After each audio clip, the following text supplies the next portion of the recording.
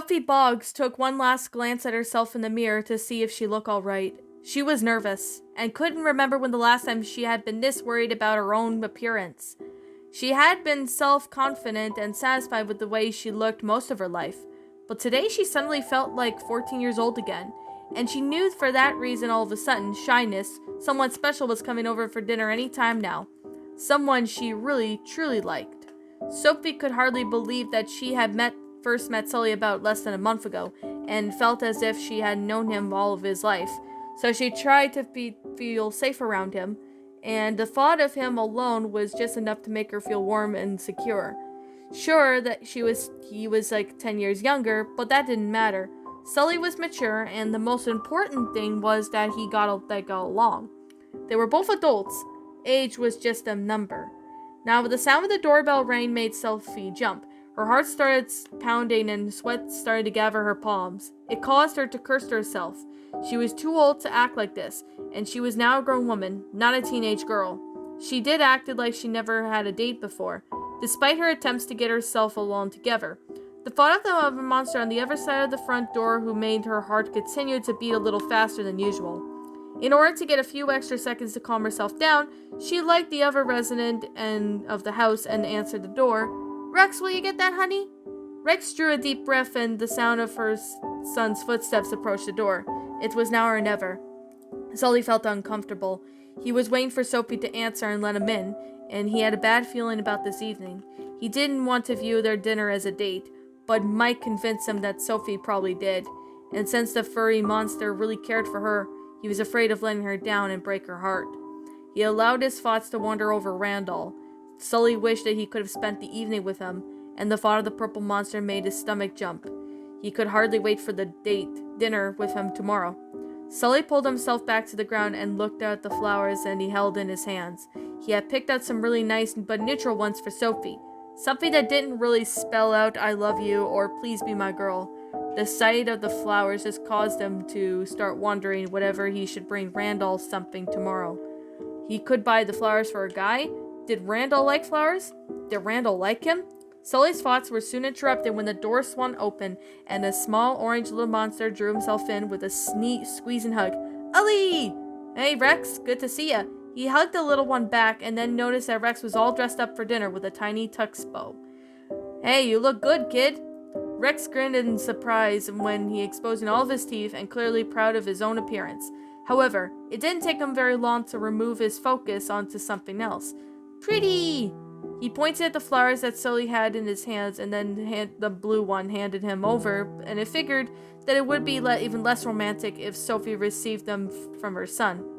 "Hey, they're for your mum. Do you like them?" "Yeah, Mum!" Rex then ran up to the other room to find Sophie, and Sully entered the hall. He took a look around and noticed despite the fact that Sophie and Rex had been expecting a visitor, their house wasn't very tidy. There were toys here and there, a few stains on the carpet, and even trains of crayons on the wall. Sully chuckled as Rex was a handful, but clearly worth it, though. "Sully!" He turned his head to face Sophie, who greeted him with a hug as usual. "Oh, thanks so much for the flowers. They're beautiful. They're my favorites. How did you know?" "Oh, no. Lucky guess. Thanks for inviting me, Sophie." "My pleasure." The hostess gestured that they could sit down in the living room, but Rex had different plans for the guest. "My room!" He took a hold of Sully's hand and tried his best to pull the blue monster up the stairs with him. "You want to see my room, Ali, now?" "Rex, relax." Sophie's voice was grinned more serious tone. "Sully just arrived here, and give him some time to breathe. Perhaps he wants something to drink first. He can see your room later. He's going to be here all evening, remember, and please!" "Rex, don't get me started now." "It's okay, Sophie." Sully smiled at the fact that slightly stressed out from the female who was about to lift a warning finger at her son. "I want to see his room. He's been waiting for days to show me." Sully really wanted to see Rex's room. In fact, he wanted to stay there all night. If it could keep him alone from being alone with Sophie, he felt insecure and was afraid of letting her know that he wasn't into her. "Okay then." Sophie gave him a smile and as the two guys walked ahead. "Go ahead and show him, Rex, but have him back for dinner." "Yeah." Rex let go of Sully's hand and ran up the stairs straight away. He saw exactly that Sully moved a little slower than him, and he went back down again to help him up. And by the time Sully reached to the second floor, Rex had already been up and down the stairs 5 times already.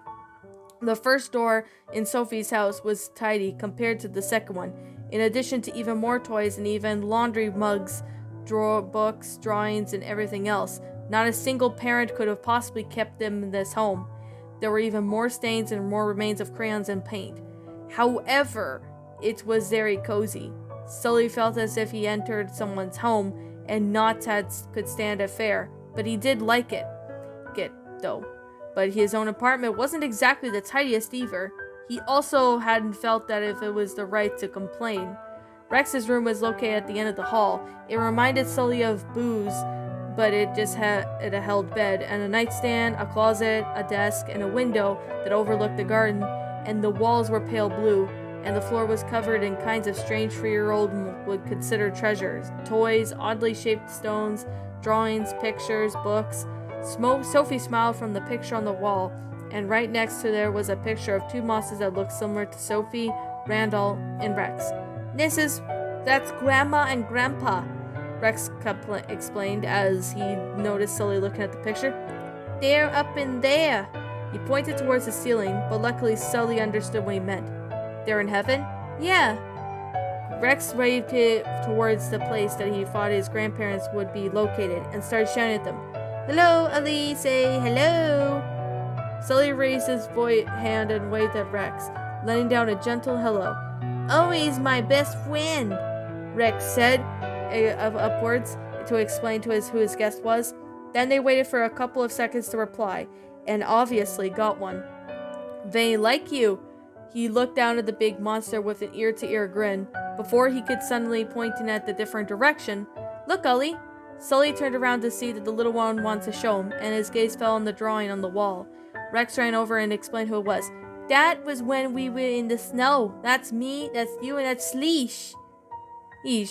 As Rex pointed at the different things out, Sully was somehow able to see the resemblance. He saw the orange area that was supposed to be Rex, and the blue area that resembled himself, and something red at the bottom was what's guessed as his sledge. He didn't see anything purple, though clearly Rex didn't bother driving the guy he knew as George. When Rex was done showing Sully his room, he gave the blue monster a full tour around the rest of the house, which also included the very inside of the cabinet and drawer. Sophie stopped them once they got to the laundry room, and told them that dinner is ready. After a little battle between Sophie and Rex with the importance of hand wash, all 3 sat down around the living room table, spaghetti and sauce. Hostess excused herself. I'm afraid it's nothing fancy. I had to make something Rex would eat too. Spaghetti's fine. I like it. Sully sat back down and he tasted the food. It was actually really good. Much better than his own cooking. But yet again, it didn't make him too much to beat the crap out of that. Rex clearly enjoyed his food as well, and Sully looked at him. From the time during his meal, the little monster just had to eat with his fork to begin with. But he finished a bowl of spaghetti and was using all 4 of his hands. And at that point, he had missed his mouth a few times and dropped the food on the floor. He picked it up again and ate it, wiped his hands on the tablecloth that he thought that no one was touching. He sneezed a couple times and wiped his nose with his hands, only to use them to pick up his food again. Seconds later, he tipped the glass over and tipped Sophie's glass over. Sully couldn't help it. He had to giggle at the sights as he was truly a dinner show. The dessert was some kind of pudding Rex declared his love for 28 times as they ate. At that time, the monster, or the orange one, used his 4 hands as spoons from every single beginning. Sully and of course Sophie had a couple attempts to tell him to eat nicer that way, but it didn't go, so eventually she gave up and allowed her son to have a good time, who enjoyed his dessert in his own way. After dinner, Sully helped Sophie carry the plates into the kitchen and load them into the dishwasher. When it was time for Rex to go to bed, the little one was put up a brave fight, but there was no mercy this time. It was far beyond his bedtime. He cheered up a little when Sully agreed to help him brush his teeth and read him a story. He even went upstairs to the 2nd floor voluntarily, but his emerald eyes were full of tears. He wanted to stay awake as long as Sully was there, and the blue monster would secretly wish the same. Sully had never brushed someone else's teeth before, but Sophie told him he did as well. And Rex seemed to be happy about the job too. When they were finished with the two adults followed Rex into his own bedroom and tucked the little monster in. Sophie gave her son a kiss before leaving the two guys to themselves. Rex picked out a book that he wanted Sully to read, and it all felt weird. Weird but nice. The whole experience of thought of memories of back of Boo, and Sully could feel himself going all soft as a little monster who sucked his thumb and clung to the ancient-looking blanket, leaned against him while he read a bedtime story. Eventually, Rex's eyes got heavier, and by the time they finished up the book, the little monster was almost asleep. Sully tucked him in carefully, and for a moment, he wondered whether he should kiss the orange one's forehead or not. When Rex mumbled, "I love you, Ully," he decided that he probably should bend over, of course carefully placing his lips on the little head. "I love you too, Rex." Rex barely had the energy to make a smile reply before it traveled off to sleep. Sophie waited for Sully on the other side of Rex's door. "Thanks for being so patient with him. You have no idea what he means to me. He's a great kid. I enjoy spending time with him." "He really likes you too," Sophie smiled as they started walking towards the stairs. "Can I offer you a glass of wine?" "Sure, thanks." Sully swallowed hard. He had been dreading like this, alone with a woman who appeared to like him, whom he didn't want to say anything more than a friend. He followed him down the stairs and sat down on the couch as she got a bottle of wine from the fridge. He took a look around the living room, and there were toys on the floor and pictures on the wall, pictures of Sophie and Rex, pictures of Sophie and Randall's parents, pictures of friends, and then he noticed that there was no pictures of Randall.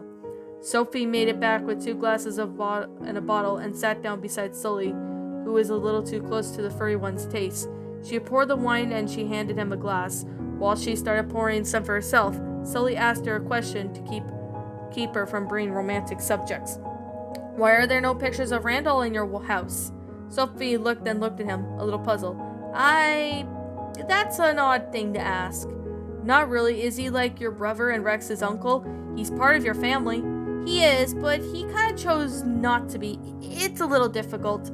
Sophie looked at their guest, who glanced back with the questioning blue eyes, and there intentionally caused her to let out a sigh, and took a sip of wine. "I love Randall. I always have. I'm sure Rex would have loved him too, if he knew him. But like I told you before, Randall suffers from irritability complex, and I think he sees Rex as his rival, and he didn't want us around, so I had to respect that." She lowered her gaze, though, and went on. "But I miss him. I miss him like crazy. He's my little brother, and I love him very much. I'm worried sick about him. I don't know how he is, where he is." She looked up again, and allowed their brown eyes to come in contact with Sully's.